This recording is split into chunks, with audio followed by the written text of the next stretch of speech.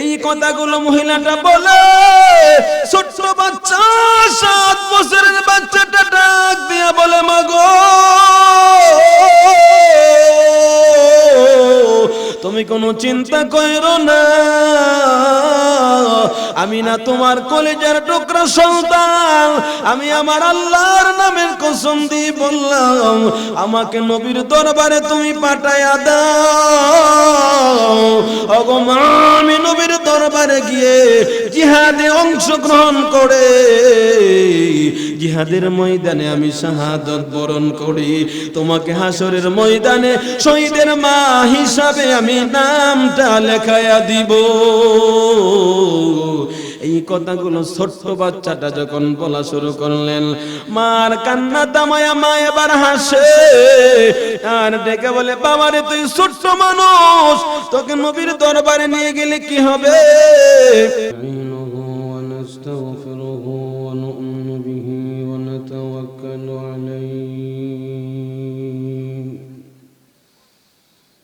ونعوذ بالله من شرور أنفسنا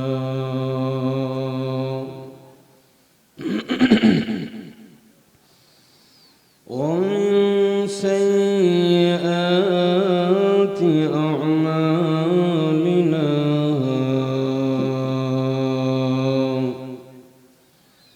من يهده الله فلا مضل له ومن يضلل فلن تجد له وليا مرشدا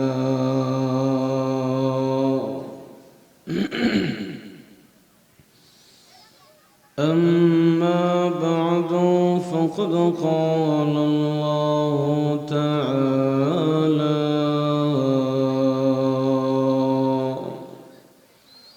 في كلامه المجيد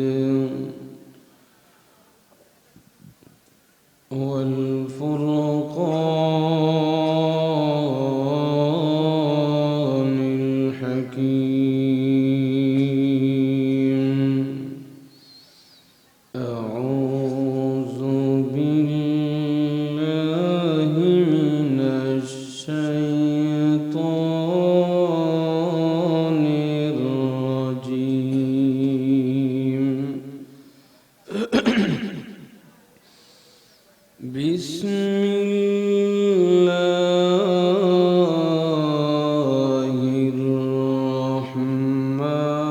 الرحمن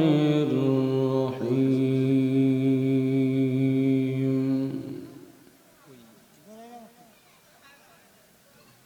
وما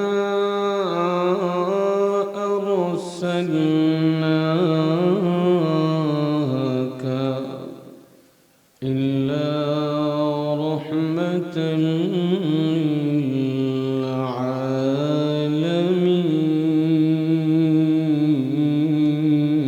للعالمين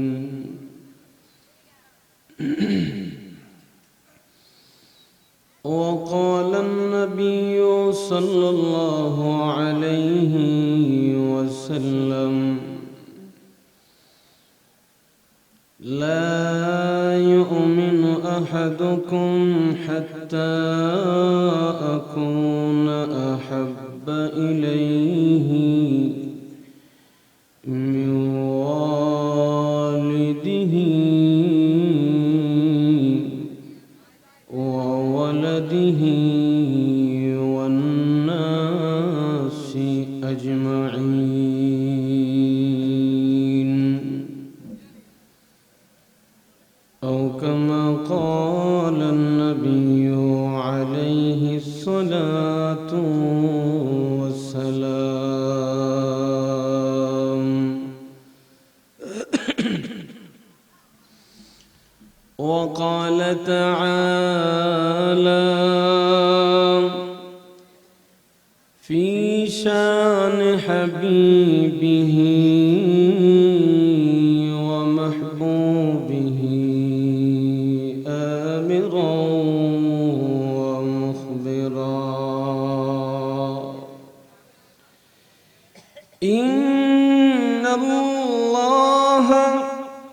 وملائكته يصلون على النبي يا أيها الذين آمنوا صلوا عليه وسلموا تسليما صلى الله على سيدنا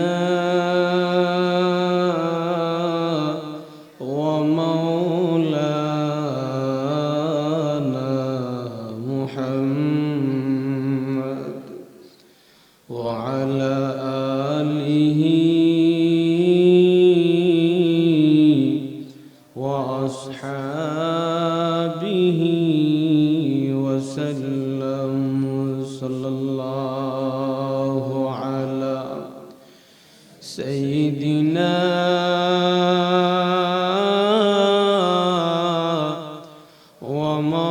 ومولانا محمد وعلى آله وأصحابه وسلم لا إله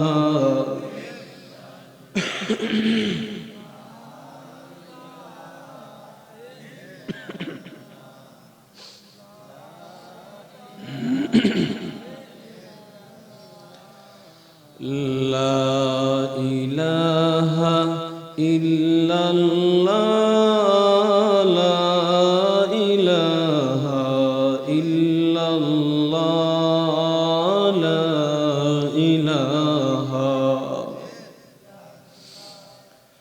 لا إله إلا الله لا إله إلا الله لا إله إلا الله لا إله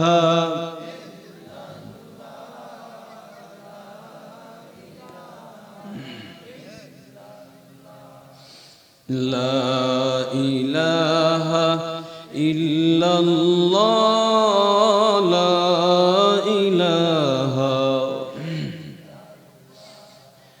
बुलबुल का दे परवाना बुलबुल का दे परवाना जीन इंसानर फेरिस्ता या इलाही रब्बाना कहो ला इलाहा इल्लल्लाह ला इलाहा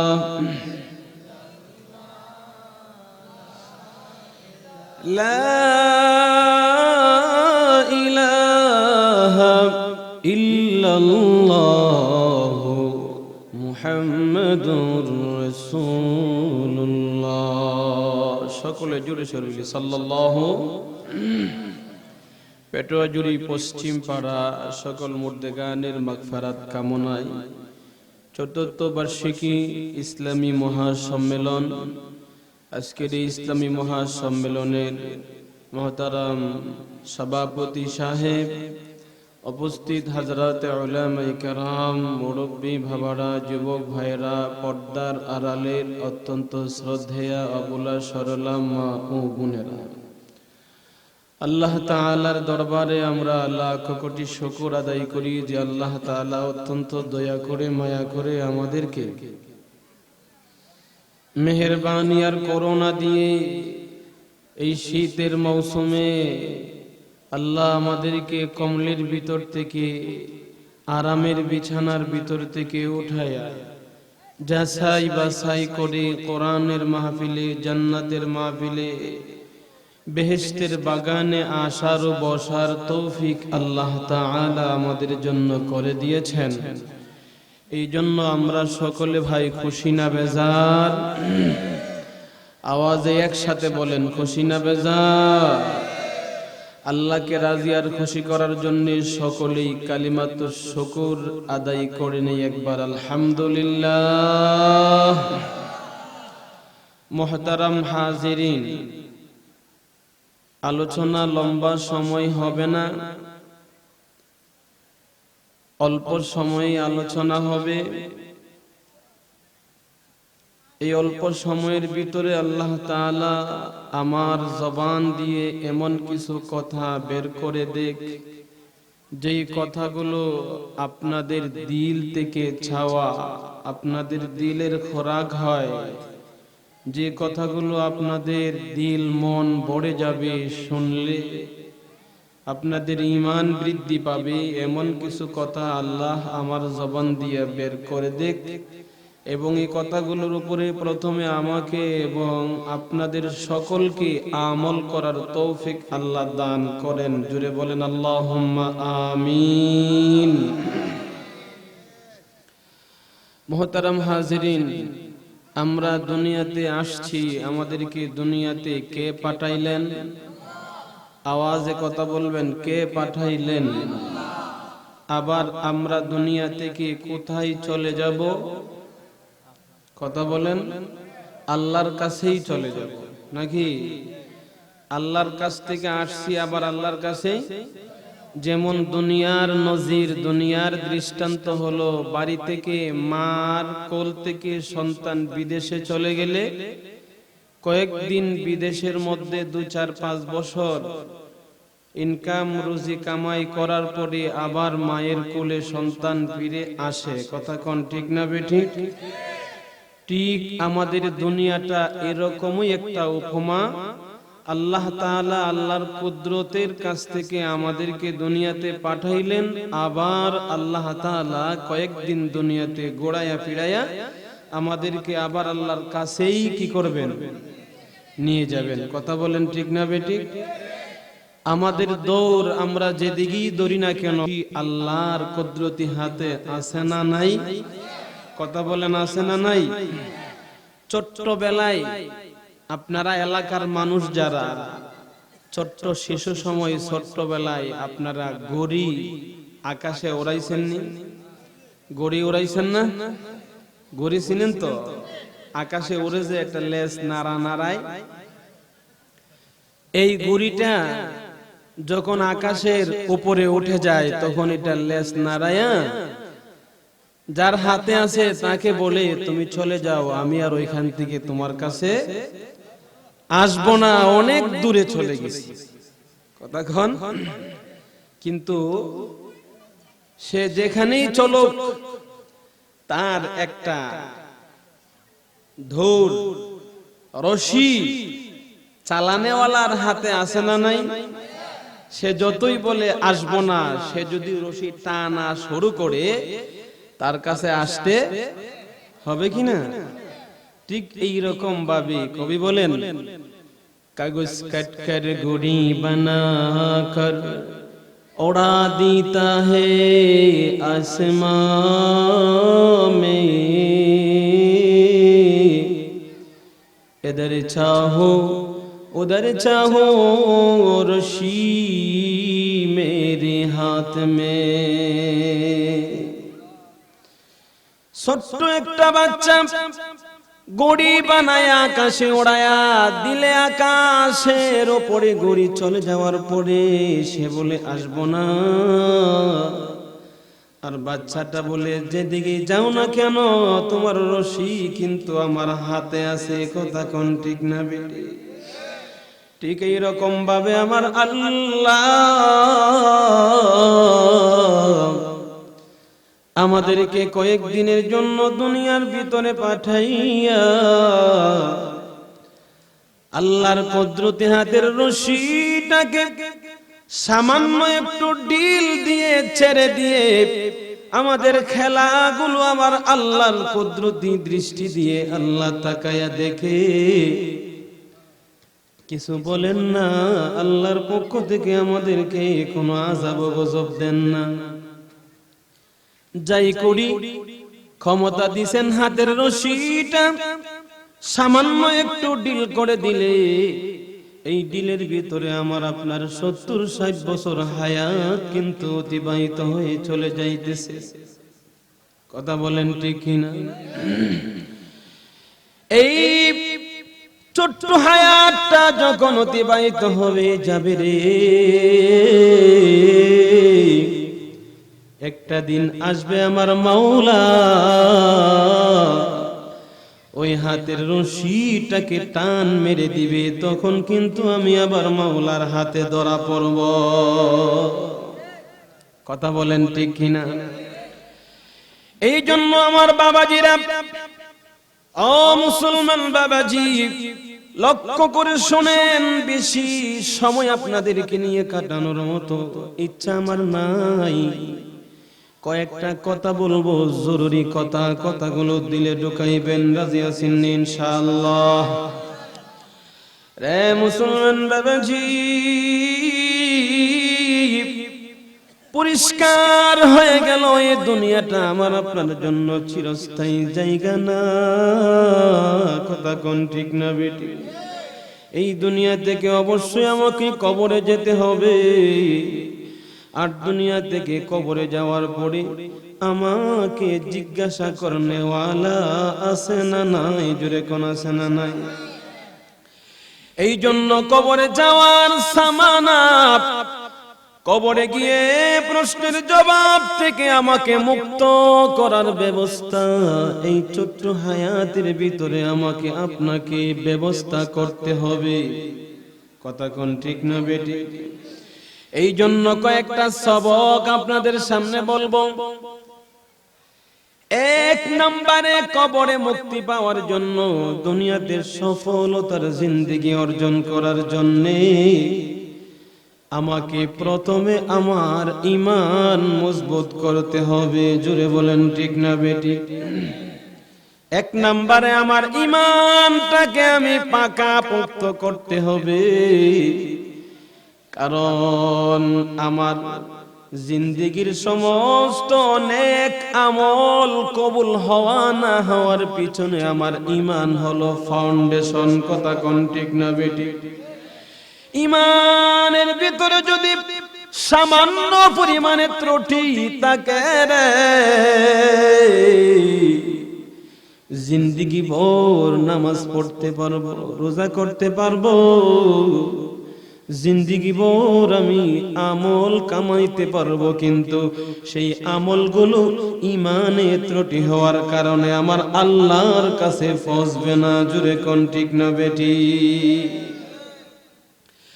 এই জন্য আল্লাহর নবী, আমার আপনার নবী, হায়াতুন নবী, জিন্দা নবী মুহাম্মাদুর রাসূলুল্লাহ সাল্লাল্লাহু আলাইহি ওয়াসাল্লাম দুনিয়া থেকে চলে যাওয়ার সময় উম্মতদেরকে সবক দিয়ে গেলেন। আমার উম্মত, খলিফাতুল মুসলিমিন ওমর রাদিয়াল্লাহু তাআলা আনহুকে ডেকে বলেন, ওমর, তুমি যদি তোমার ঈমানকে পরিপূর্ণ না বানাইতে পারো রে, জিন্দেগির আমল কিন্তু আল্লাহর কাছে পৌঁছবে না। রে ওমর, এক নাম্বার আমল হলো, এক নাম্বার কর্মসূচি হলো, তুমি তোমার ঈমানটাকে পরিপূর্ণ করতে হবে, ঈমানকে পাকা বানাইতে হবে। ওমর আমার নবীকে ডেকে বলে, ইয়া রাসূলুল্লাহ, ওগো নবীজি, আমার ঈমানটাকে আমি কিভাবে পরিপূর্ণ করব গো? মেহেরবানি করে আমাকে একটু জানাইয়া দেন। আল্লাহর রাসূল, আমার আপনার নবী হযরত ওমরের কাছে হাদিস বয়ান করলেন, লা ইউমিনু আহাদুকুম হাত্তা আকুনা আহাব্বা ইলাইহি মিন ওয়ালিদিহি ওয়া ওয়ালাদিহি ওয়ান নাসি আজমাইন। জোরে আওয়াজে বলেন একবার আল্লাহু আকবার। খলিফাতুল মুসলিমিন ওমর কেন বুঝি সবক শিক্ষা দেয় আর বলে, ওমর রে, যতক্ষণ পর্যন্ত তোমার কলিজায়, কথা বলেন, যতক্ষণ পর্যন্ত তোমার কলিজায়, তোমার ভিতরে আমি নবীর তরিকার মহব্বত, আমি নবীর সুন্নতের ভালোবাসা, আমি নবীর মহব্বত যতক্ষণ পর্যন্ত তোমার কলিজার ভিতরে, তোমার জন্মদাতা বাবার চেয়ে তোমার কলিজার টুকরা সন্তানের থেকে, এমনকি তোমার 3.5 হাতি বডি থেকে যতক্ষণ পর্যন্ত তোমার কলিজায় আমি নবীর ভালোবাসার মহব্বত বেশি না জমাইবে, ততক্ষণ পর্যন্ত তুমি পরিপূর্ণ মুমিন হইতে পারবা না। কথা বুঝাইতে পারলাম ভাই? আর পরিপূর্ণ মুমিন যদি না হও, তোমার জিন্দেগীর রোজা, তোমার জিন্দেগীর নামাজ, জিন্দেগীর দান সাদকা, জিন্দেগীর সমস্ত আমলগুলোর মাধ্যমে আল্লাহর দরবারে গিয়ে কোনো সফলতা পাইবা না, কোনো কামিয়াবির দরজা পাইবা না। কারণ হলো তোমার মূল ফাউন্ডেশন ঠিক না। তোমার আমলগুলো কোথায় গিয়ে জমা হবে? জমা হওয়ার তলি তোমার নাই। তলি সিরা থাকলে যেমন ভাবে সারা রাত মাছ মেরে যদি আপনি তলিতে রাখেন, পিছন দিক থেকে অথবা নিচের দিকে যদি তলি সিরা থাকে, মাছ থাকবো না, চলে যাবে। ঠিক তোমার আমার ঈমান হলো সমস্ত আমলের ফাউন্ডেশন। ওই ঈমানটা যদি আমার আপনার গনু ধরে ফেলে, পোকা মাকড় ধরে ফেলে রে, আমার জিন্দেগীর আমলগুলো 1 পয়সারও কাজে লাগবে না। জুড়ে বলেন ঠিক না বেটি? এই জন্য আল্লাহর নবীজি, তোমার আমার নবী প্রথমে ওমর রাদিয়াল্লাহু তাআলা আনহুকে ঈমান শিক্ষা দিলেন। ঈমান, ওমর প্রথম ঈমান শিখো। ঈমান শিখার 1 নাম্বার পয়েন্ট হলো তোমার দিলের ভিতরে আমি নবীর ভালোবাসার মহব্বত তোমার আব্বার চেয়ে বেশি না কম? জোরে বলেন। এটা শুধু জবানে প্রকাশ করলে হবে না। না,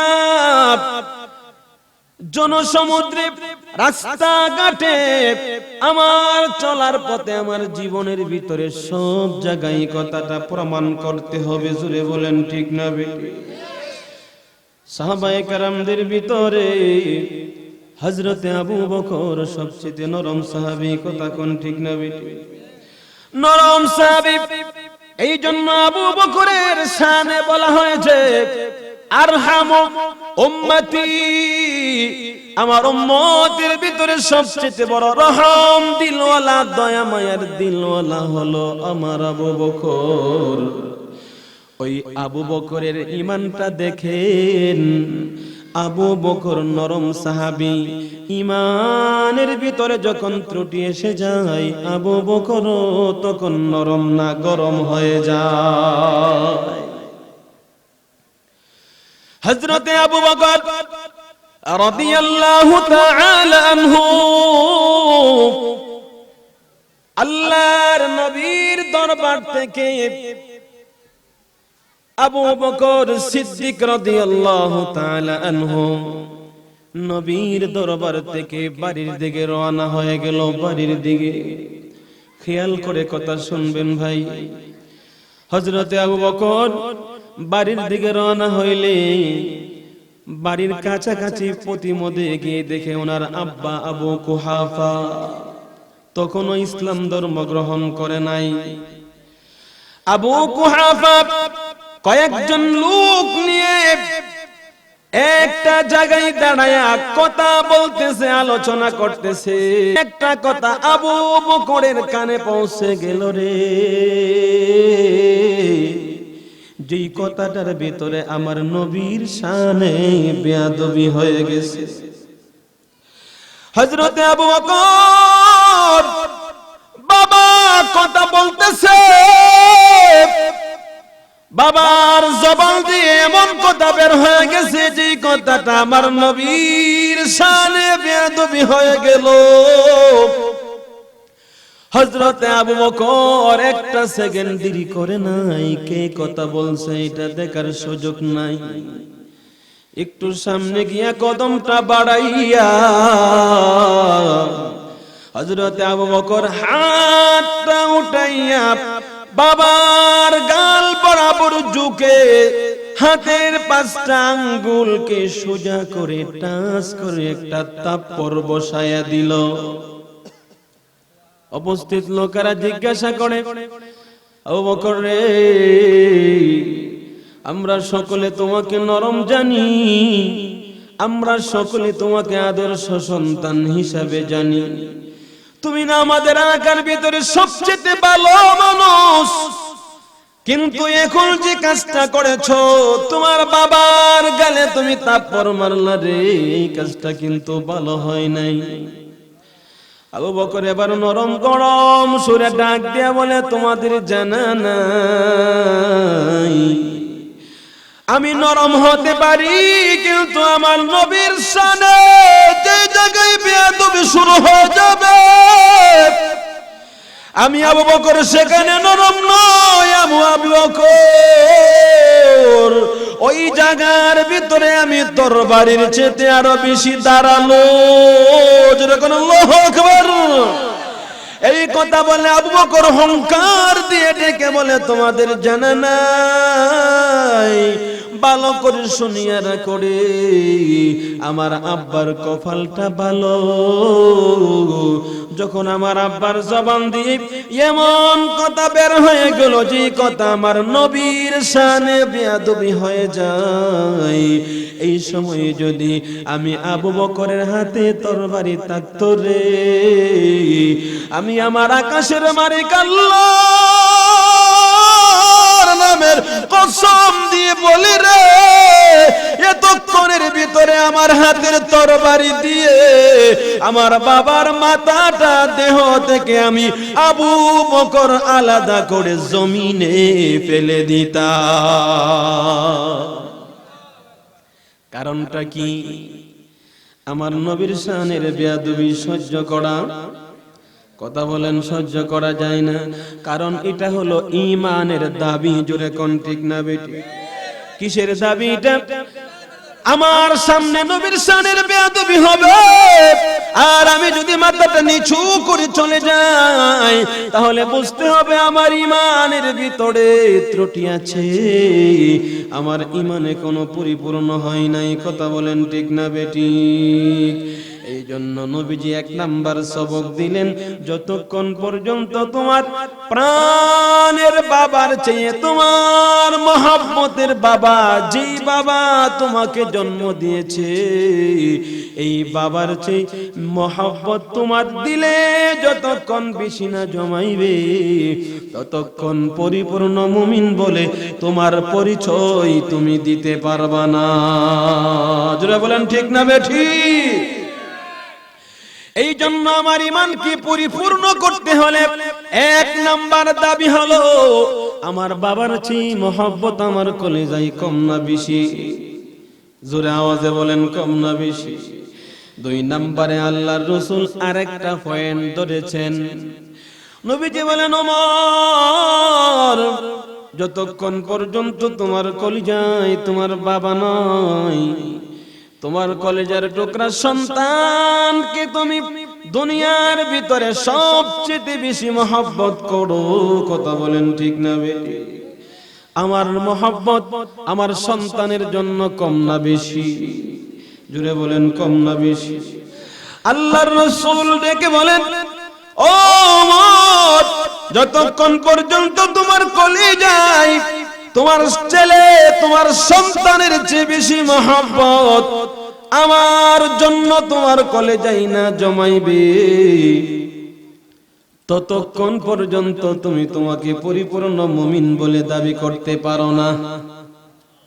আরেকটা পয়েন্ট বুঝছেন তো? প্রথমে বলে তোমার বাবা, 2 নাম্বার বলে বাবা চলে গেল, এবার সন্তান। বাবার চেয়ে মহব্বত আমাদের কলেজায় সন্তানের বেশি। কথা কোন? সন্তানের বেশি না? ছোট্টবেলায় আব্বার মহব্বত বেশি, কিন্তু বিয়ে করার পরে আমার যখন সন্তান হয় তখনই সন্তানের মহব্বত বাবার চেয়ে আমার কাছে বেশি না? এই জন্য 2 নম্বরে আল্লাহর রাসূল বলেন তোমার সন্তান, তোমার এই সন্তান থেকে আমার মহব্বত তোমার কলেজায় বেশি। জোরে বলেন ঠিক না বেঠিক? এই জন্য আসুন আপনাদেরকে কথাটা বুঝাইয়া দেই, আমার আপনার নবীর মহব্বত দিলের ভিতরে, নবীর ভালোবাসা সন্তানের চেয়ে বেশি কিভাবে হবে রে? আল্লাহর নবী হযরতে মুহাম্মদুর রাসূলুল্লাহ সাল্লাল্লাহু আলাইহি ওয়াসাল্লাম, আল্লাহর নবীজির মসজিদের মুয়াজ্জিন ছিল হযরতে বেলাল রাদিয়াল্লাহু তাআলা আনহু। জোরে বলেন ঠিক না বেটি? হযরতে বেলাল ফজরের নামাজের সময় সাহাবায়ে কেরামদেরকে ডাকে, প্রতিদিন আসসালাতু খায়রুম মিনান নাওম, হাইয়া আলাস সালাত, এই জাতীয় বাক্য উচ্চারণ করে সাহাবীদেরকে হযরতে বেলাল ফজরের সময় মসজিদের নামাজে আসার জন্য ডাকে। কথা কোন ঠিক না বেটি? কিন্তু আজকের রজনীতে হযরতে বেলাল আওয়াজ পাল্টাইয়া দিয়েছে। অন্যান্য দিনের মতো আজকে আর হাইয়া আলাস সালাহ বলে নাই। আজকে হযরতে বেলাল মসজিদে নববীর ভিতরেও কথা বলেন না, আওয়াজ দিতে গিয়ে আজকের আওয়াজটা পাল্টায়া গেছে। হযরতে বেলাল মদিনার অলি গলি দিয়ে দৌড়াইতেছে আর বলতেছে, মদিনার আমার নবীর প্রাণের সাহাবীরা রে, আল্লাহর নবীজির পক্ষ থেকে ঘোষণা, আজকের আওয়াজ পরিবর্তন, হাইয়া আলাল জিহাদ। জোরে বলো আল্লাহু আকবার। ও নবীর সাহাবীরা রে, নবীর পক্ষ থেকে আওয়াজ শুরু হয়ে গেছে, আল্লাহর নবী আমাকে মদিনার অলি গলিতে পাঠাইয়া দিছে রে। নবীর বিপক্ষে বেঈমান মুশরিকদের যুদ্ধ শুরু হয়ে গেছে, কাফের বেঈমানের যুদ্ধ ঘোষণা হয়ে গেছে। আল্লাহ রাসূল বলে দিয়েছেন আর গড়ে থাকার সময় নাই, বিছানায় ঘুমায়া থাকার সময় নাই রে। কে কোথায় আছো? নবীর নির্দেশ দৌড়াইয়া মসজিদে নববীর সামনে গিয়ে দাঁড়াও। আল্লাহর নবীজি জিহাদের ময়দানে নেওয়ার জন্য লিস্টি করা শুরু করে দিয়েছে। এই জন্য কে কোথায় আছো রে, দৌড়াইয়া নবীর দরবারে চলে যাও। 2 নাম্বার ঘোষণা বেলাল আওয়াজ দিয়ে ছেড়ে দিয়েছেন, রে মদিনার মহিলারা, এই গড়ের ভিতরে তোমরা কে কোথায় আছো? নবীর পক্ষ থেকে নির্দেশ হলো মদিনার অলি গলিতে এমন কোন মা যদি সহযোগিতা করে, যেই মা কিয়ামতের ময়দানে আল্লাহর দরবারে নিজের নামটাকে শহীদের মা হিসাবে লেখাইয়া আল্লাহর আদালতে তুমি হাজিরা দিতে চাও রে, নবীর নির্দেশ জারি হয়ে গেছে, সন্তানগুলোকে ঘরের ভিতর থেকে নবীর দরবারে এই মুহূর্তে পাঠায়া দাও। এইরকম ভাবে বেলাল যখন আওয়াজ চালু করে দিল, অবাক গভীর মনোযোগ দেখেন নবীর মহব্বত তোমার কলেজায় কতটুকু হইলে তুমি পরিপূর্ণ ঈমানদার বলে তোমাকে দাবি করতে পারো। শুধু এই কথাটাই বলবো, কারণ প্রত্যেকে আমাদের ঈমান পরিপূর্ণ করতে করতে করতে করতে কিতাবের ভিতরে লেখে মাথার নিচে যে বালিশটা ছিল ওই বালিশটা পরিপূর্ণ ভাবে ভিজে যায়। এখনো মহিলার কান্না থামায় না, কান্না থামাইতে পারে না। ঘরের ভিতরে ছিল 7 বছরের একটা বাচ্চা, ওই বাচ্চার ঘুমটা ভেঙে যায়। বাচ্চাটা ডেকে বলে, মাগো এত লম্বা সময় ধরে কেন তুমি কান্না করতেছ? দুনিয়ার নীতি দেখবেন, মা বাবা যদি ঘরের ভিতরে অথবা কোন জায়গায় কান্না শুরু করে, ছোট বাচ্চা এমনি দৌড়ায় এসে মা বাবার কাছে দাঁড়ায়া দাঁড়ায়া কাঁদে, কথা কোন ঠিক না বেটি? ওই বাচ্চাটা কাঁদে আর বলে, মাগো তুমি কেন কাঁদতেছো? এত লম্বা সময় ধরে তোমার কান্নাটা আমার সহ্য হইতেছে না গো মা, বলো না কেন তুমি কান্না করতেছো? মা তখন ডেকে বলে, বাবারে তুই বুঝবি না, নবীর পক্ষ থেকে বেলালের ঘোষণা শুরু হয়ে গেছে। হযরতে বেলাল যে কয়টা ঘোষণা দিল, এর ভিতরে একটা কথা হলো, মদিনার ভিতরে এমন কোন নারী আছে কি যেই নারীটা আজকে শহীদের মা হইয়া নিজের সন্তানটাকে নবীর দরবারে জিহাদের ময়দানে পাঠাইয়া দিবি? বাবারে এই কথাটা যে আমার দিলে বড় আসর করেছে। আমি চাই নবীর দরবারে আমার একটা সন্তানকে পাঠাইয়া আল্লাহর রাসূলের কলেজাটা ঠান্ডা করিয়া কিয়ামতের আদালতে আমি আমার নামটা শহীদ মার কাতারে লেখাইয়া আল্লাহর দরবারে আমি দাঁড়াইবো আর বলবো, আল্লাহ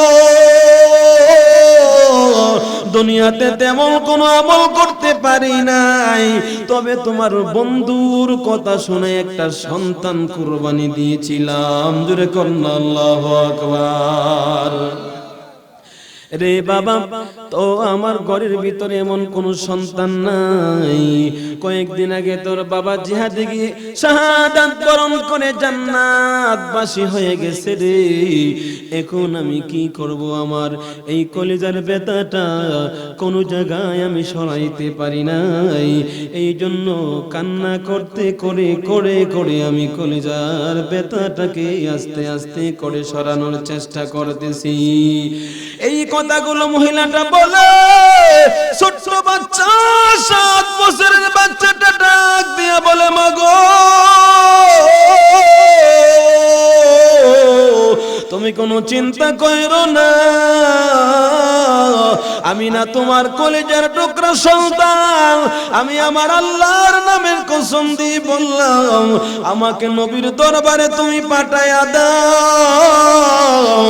ওগো মা, আমি নবীর দরবারে গিয়ে জিহাদে অংশগ্রহণ করে জিহাদের ময়দানে আমি শাহাদাত বরণ করি, তোমাকে হাসরের ময়দানে শহীদের মা হিসাবে আমি নামটা লেখায়া দিব। এই কথাগুলো ছোট্ট বাচ্চাটা যখন বলা শুরু করলেন, মার কান্না থামায়া মা এবার হাসে আর ডেকে বলে, বাবারে তুই ছোট্ট মানুষ, তোকে নবীর দরবারে নিয়ে গেলে কি হবে? কিন্তু মায়ের স্বপ্ন হলো নবীর দরবারে বাচ্চাকে দিয়ে আল্লাহর রাসূলের কলিজা ঠান্ডা করা, কথা কোন ঠিক না বেটি? ওই সন্তান 7 বছরের সন্তানটাকে নিয়ে মা ফজরের নামাজ পড়ে রওনা হয়ে গেলেন মসজিদে নববীর দিকে। জোরে কন্না আল্লাহু আকবার। মসজিদে নববীর কাছে গিয়ে তাকায়া দেখে সাহাবায়ে কেরামের কাতার লম্বা হয়ে গেছে। নবীজি জিহাদের জন্য নামগুলো লিস্টি করতেছেন, সাহাবীরা দাঁড়ায়া রয়েছে। ওই মহিলাটা ছোট্ট বাচ্চাটাকে নিয়ে পুরুষের কাতারে ঢুকতে চায়। সাহাবী ডেকে বলে, মাগো এটা মহিলার লাইন নয়, এটা পুরুষের কাতার।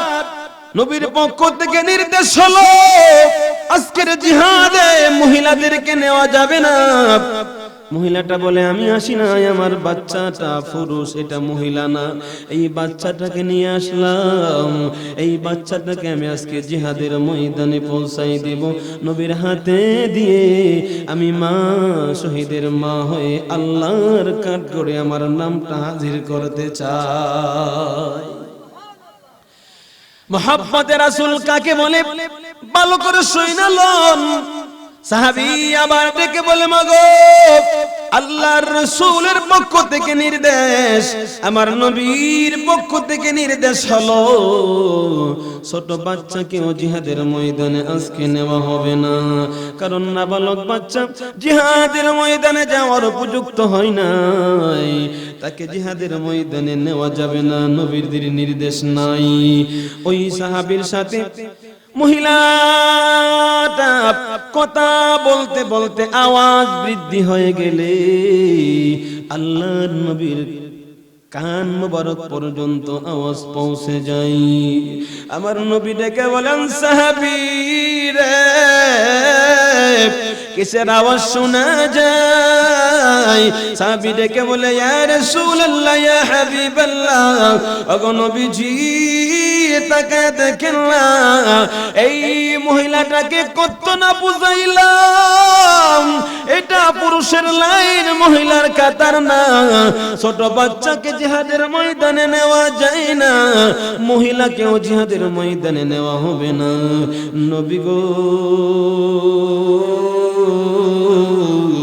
যতই বোঝাই মহিলাটা কথা শুনে না, সে নাকি ছোট্ট বাচ্চাটাকে জিহাদের ময়দানে পাঠানোর জন্য আসছে। এমনি আমার নবী মহিলার সামনে সে ডাক দিয়া বলে, মাগো এই ছোট্ট বাচ্চাটাকে জিহাদের ময়দানে নিয়ে আমি কি করব? এই বাচ্চার থেকে তো হাতের তরবারিটাই বড়। এমনি নারী মহিলাটা ডাক দিয়া বলে, নবী যেরকম আল্লাহু আকবার, ইয়া রাসূলুল্লাহ, ইয়া হাবিবাল্লাহ, ওগো নবীজি আপনি আমাকে ফিরাইয়া দিয়েন না। হযরত বেলালের আওয়াজগুলো আমার কলিজায় বড় আসর করছে গো। আমার স্বামী নাই দুনিয়া থেকে, জিহাদের ময়দানে যুদ্ধ করে করে শাহাদাত বরণ করে জান্নাতবাসী হয়ে গেল। হযরত বেলালের আওয়াজ শুনতে পাইলাম। বেলাল বলতেছে, সন্তান যদি তাকে, সন্তানকে বের করে দিয়ে শহীদি মা হওয়ার সুযোগ আজকে নাকি আছে। এই জন্য গো নবীজি আমারে বাচ্চাটাকে নিয়ে আসলাম, আমারে বাচ্চাটাকে আপনি জিহাদের ময়দানে নিয়ে যান। আল্লাহ রাসূল বলেন, মাগো এই বাচ্চাটা জিহাদের ময়দানে গিয়ে কি করবে? এমনি মহিলাটা ডাক দিয়া বলে, ইয়া রাসূলুল্লাহ, ইয়া হাবিবাল্লাহ, ওগো নবীজি আমিও জানি আমার ছোট্ট বাচ্চাটা জিহাদের ময়দানে কোনো কাজে লাগবে না, এরপরেও আমি কেন নিয়ে আসলাম? ইয়া রাসূলুল্লাহ, ইয়া হাবিবাল্লাহ, আপনি যখন যুদ্ধের ময়দানে জিহাদের পোশাক পরিহিত অবস্থায় যুদ্ধের ময়দানে যখন জিহাদ করার জন্য আপনি ময়দানে নেমে যাবেন গো, কাফের কুফার বেঈমানের পক্ষ থেকে আপনাকে কষ্ট দেওয়ার জন্য, আপনাকে আঘাত করার জন্য ওই বেঈমানের পক্ষ থেকে আপনার দিকে তীর মারবে। বেঈমানদের পক্ষ থেকে আপনার দিকে তারা ঢিল মারবে।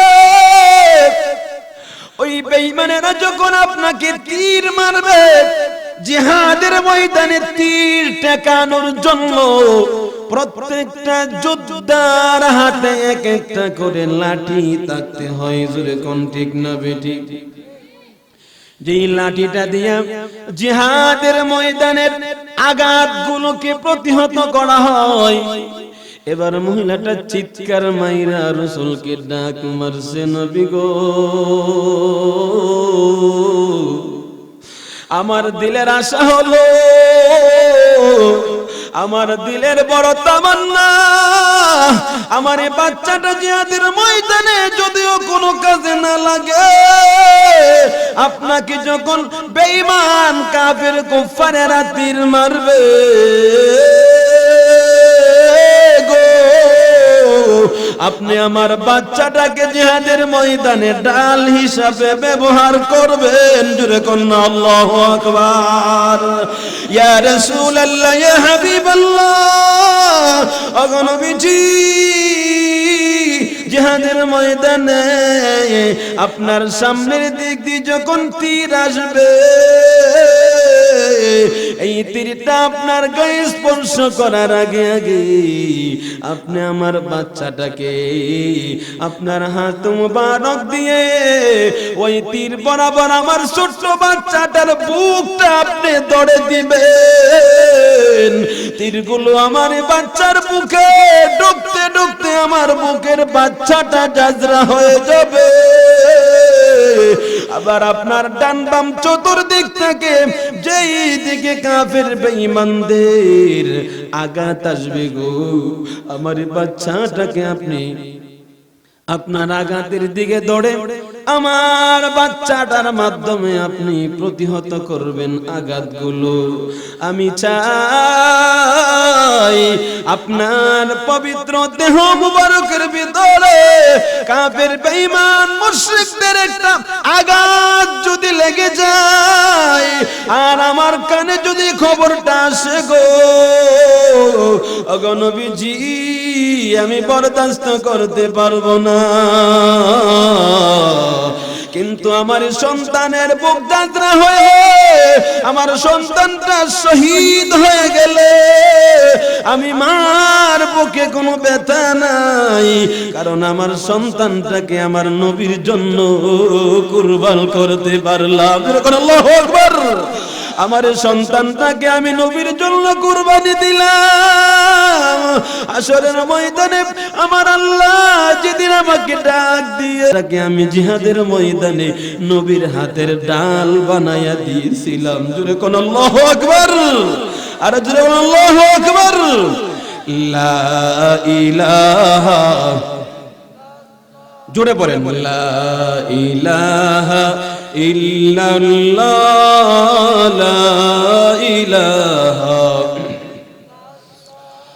লা ইলাহা ইল্লাল্লাহ, লা ইলাহা ইল্লাল্লাহ, লা ইলাহা ইল্লাল্লাহ, লা ইলাহা ইল্লাল্লাহ, লা ইলাহা,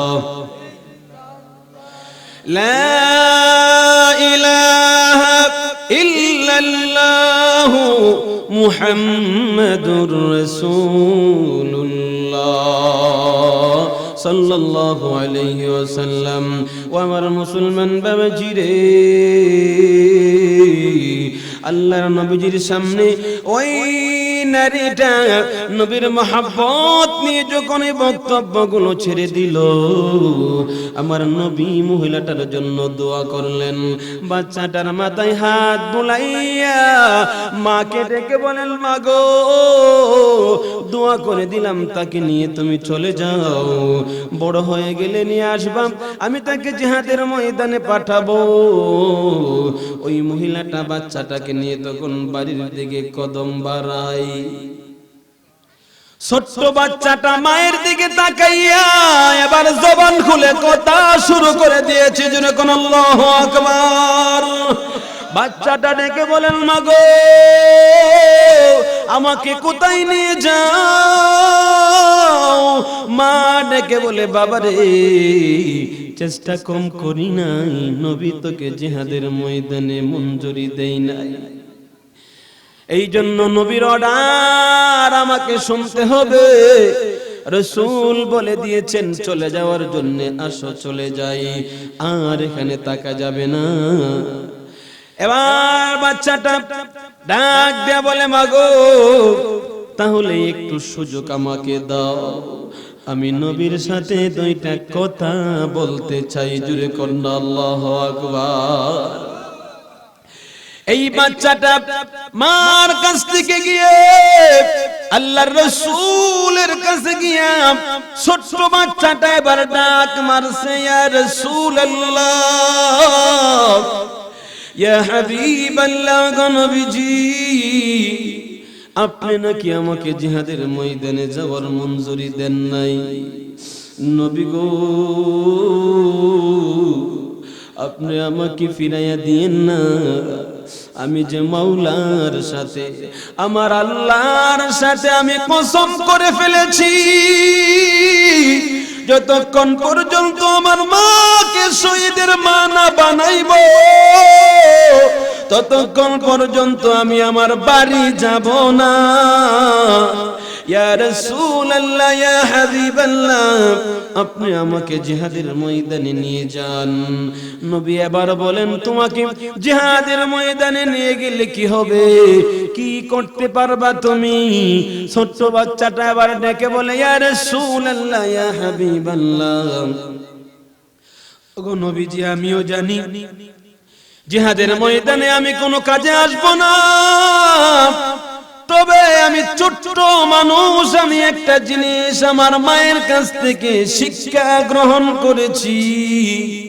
আমার মা যখন চুলায় ভাত রান্না করার জন্য পাতিল বসায়, দেখেন কেমনে বোঝায়, পাতিল যখন বসাই আমি দেখেছি আমার আম্মা প্রথমে চুলায় আগুনটা ধরানোর জন্য ছোট ছোট লাকড়ি চুলার ভিতরে দেয়, কথা কোন ঠিক কিনা?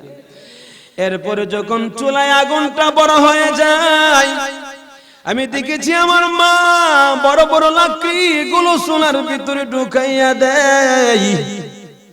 ইয়া রাসূলুল্লাহ, ইয়া হাবিবাল্লাহ, নবীজি, আমি জিহাদের ময়দানের ছোট্ট লাকড়ি, আল্লাহু আকবার, আমি জিহাদের ময়দানের ছোট্ট লাকড়ি, আপনি যখন জিহাদের জন্য ডাক দিয়ে ঘোষণা করে ফয়সালা দিয়ে দিবেন, কাফের বেঈমানেরা যখন আপনাদেরকে আঘাত করার জন্য আসবে গো, আমাকে আপনি ধাক্কা মেরে কাফের বেঈমানের মাঝখানে ফেলে দিবেন। তারা আমাকে টুকরো করতে করতে, আমাকে তারা আঘাত করতে করতে আমার দেহটাকে টুকরা করে দিবে। আমার মাধ্যমে যাদের আগুনটা যখন প্রজ্বলিত হয়ে গরম হয়ে যাবে, ওই সময় আপনি ওমরকে পাঠাইবেন, আপনার বড় বড় সৈনিকদেরকে পাঠাইন।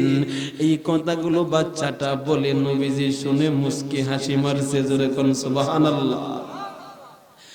আল্লাহ রাসূল এখন আর কথা বলে না, একবারে চুপ, কি বলবে? নবী মুস্কি হাসে, এমনি শোনা যায় আল্লাহ রাসূলের কাছে জিবরাইলের আগমন, জুড়ে কোন আল্লাহু আকবার। জিবরাইল এসে ডাক মারছে, ইয়া রাসূলুল্লাহ, ওয়া ইয়া হাবিবাল্লাহ, রাব্বুল আলামিন আপনার কাছে আমাকে পাঠাইলো এই মুহূর্তে একটা সংবাদ জানায়া দেওয়ার জন্য গো নবী। আপনি যেমন ভাবে এখানে বসে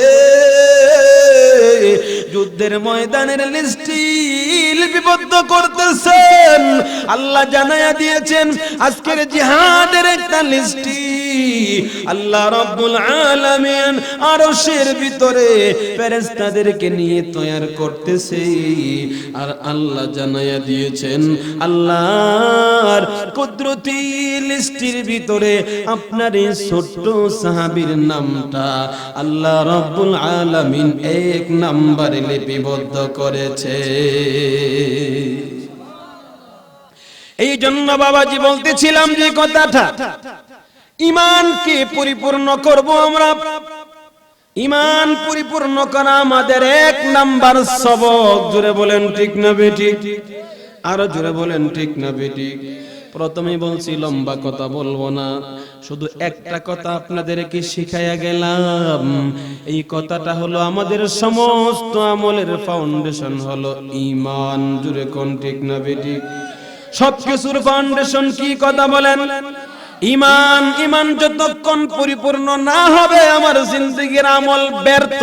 কথা কোন ঠিক না বেঠিক? এই জন্য নবীজি প্রথমে ওমরকে ঈমান শিখায়।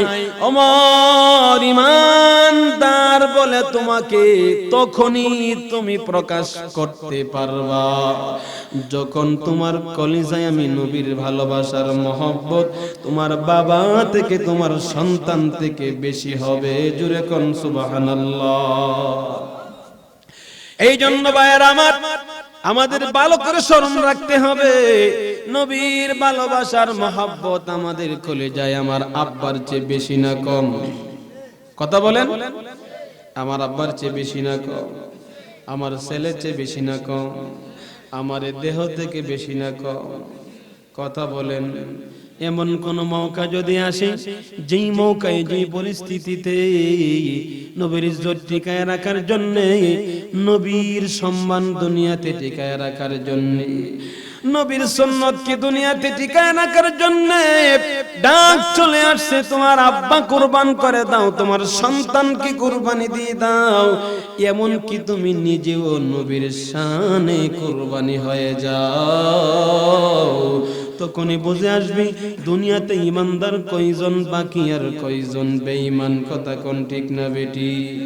এই জন্য আল্লাহ আমাদেরকে কবুল করুক, আমরা যেন আমাদের জীবন বিলীন করে এই দুনিয়ার ভিতরে আমার নবীর ইজ্জতকে টিকায় রাখতে পারি। আল্লাহ আমাদের সকলকে তৌফিক দান করুক। জোরে বলেন আমিন। এই জন্য আল্লাহ রাসূল বলেন লা ইউমিনু আহাদুকুম হাত্তা আকুনা আহাব্বা ইলাইহি মিন ওয়ালিদিহি ওয়া ওয়ালাদিহি ওয়ান নাসি আজমাইন। জোরে কোন আল্লাহু আকবার। এ ভাই, তুমি তোমার নিজেকে নবীর জন্য বিলীন করে দিলা, নবী কি তোমার জন্য কিছু করবে না? অবশ্যই করবে, তোমাকে ভুলবে না। জোরে কোন ঠিক না বেঠিক? তোমার কলেজায় যদি সন্তানের চেয়ে নবীর ভালোবাসা বেশি জমাইয়া ঈমানটাকে মজবুত করতে পারো, তোমার মরণে আমার নবীজির পক্ষ থেকে নুসরত আছে না নাই? তোমার কবরে আছে না নাই? হাসরের ময়দানে আছে না নাই? কথা বলেন আছে না নাই?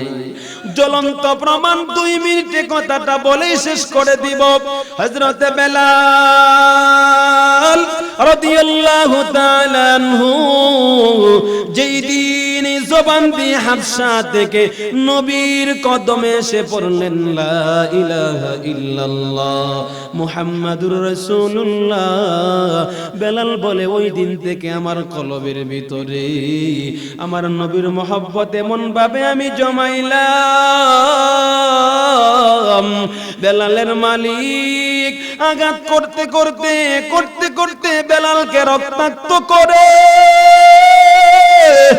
আরবের বালু এমন বালি, যেই বালি আগুনের চেয়ে আরো বেশি তাপ।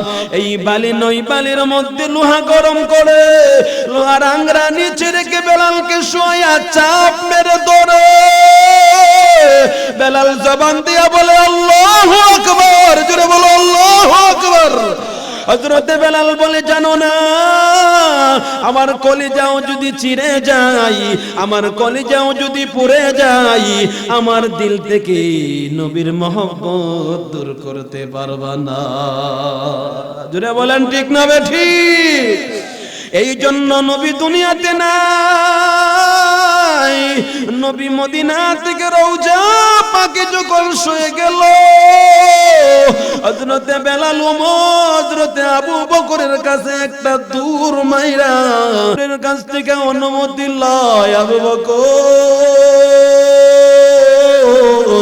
কষ্ট পায়েন না গো, আল্লাহর রাস্তায় আমাকে বিদায় দেন, এই মদিনায় আমি আর থাকতে পারবো না, যেই জমিনে আমার নবী নাই, নবী নাই,